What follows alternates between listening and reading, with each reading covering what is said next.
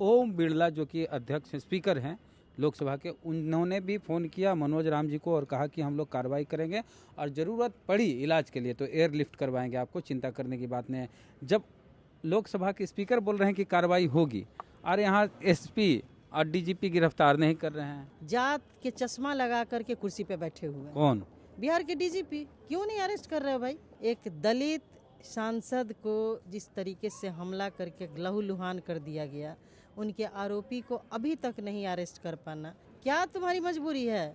जिस तरीके से राम समाज के नेताओं पर हमला किया जा रहा है, उनको ह्यूमिलिएट किया जा रहा है, उनको मानसिक रूप से प्रताड़ित करने का जो एक परंपरा सी बिहार में चल गई है, इसको हम रविदास समाज के लोग, दलित समाज के लोग कभी बर्दाश्त नहीं करेंगे और हम लोग डट के इसका मुकाबला करेंगे। एक दलित समाज से ही एक विधायक पहले आरजेडी चुनाव जीती, अभी बीजेपी में जाके प्रवक्ता बन गई हैं, नाम है संगीता कुमारी, वो इनके खिलाफ ही बोल रही हैं। आपको पता है ना, पेड़ को कौन काटता है?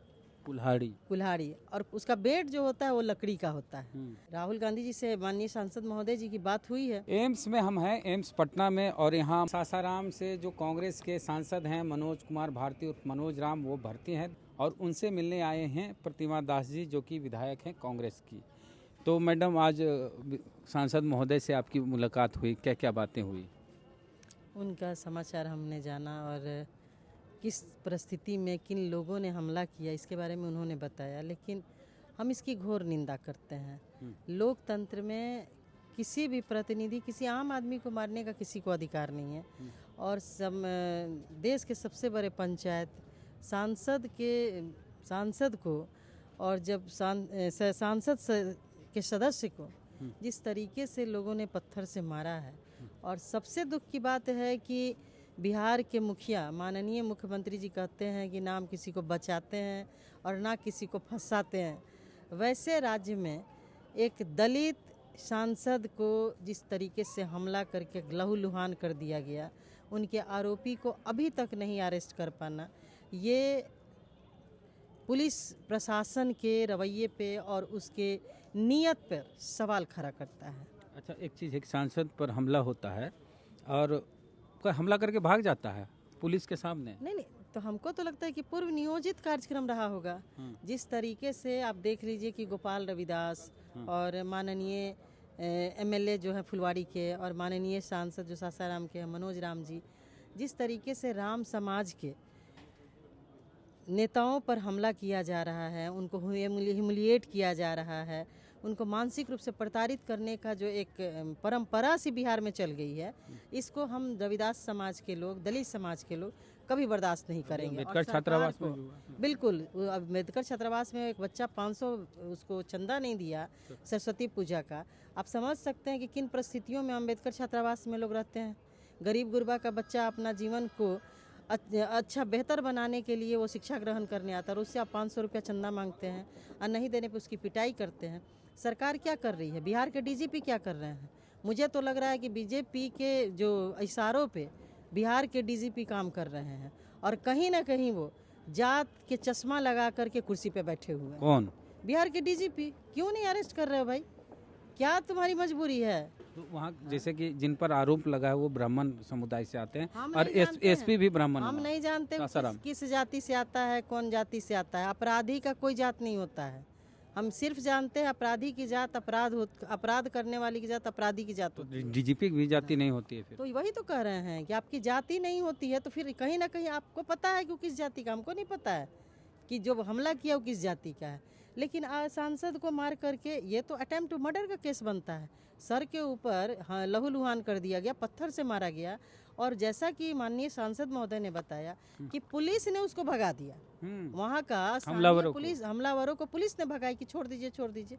तो इसका मतलब पहले से प्री प्लानिंग रहा होगा कि सांसद महोदय हैं, आएंगे, किसी तरह का कोई बात हुआ होगा तो इन पे हमला किया जाएगा। तो ये तो अच्छी बात नहीं है। तो परंपरा इन लोगों ने बना लिया है कि दलित नेताओं के खिलाफ हमला करना है, उनको मानसिक रूप से प्रताड़ित करना है, शारीरिक रूप से उनको क्षति पहुंचाना है।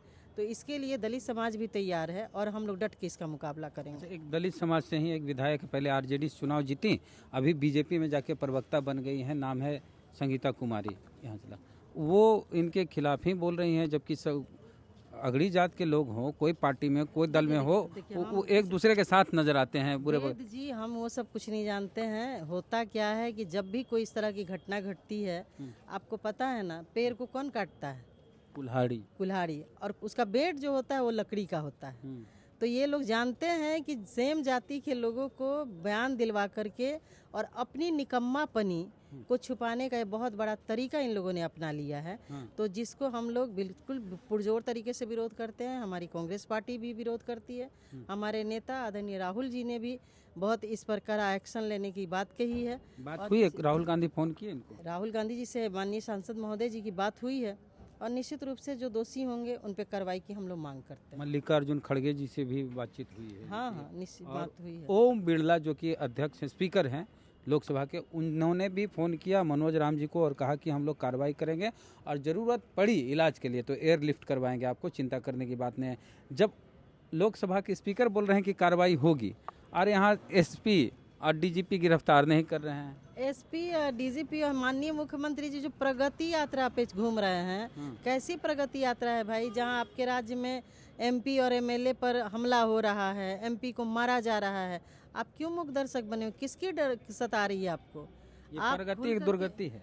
अब हम तो नहीं जानते, हम तो लगता है दुर्गति ये यात्रा है और उनकी आखिरी यात्रा है, इसलिए वो डरे हुए हैं, कुछ बोल नहीं रहे हैं। चलिए, तो दलितों पर खास करके रविदास समाज पर हमला हो रहा है और विधायक सांसद को भी कोई नहीं कुछ बुझ रहा है भाई। और पुलिस जो है अपराधियों को गिरफ्तार करने के बजाय उनको कह रहे हैं लोग कि छोड़ दे रहे कि जाओ जाओ जाओ।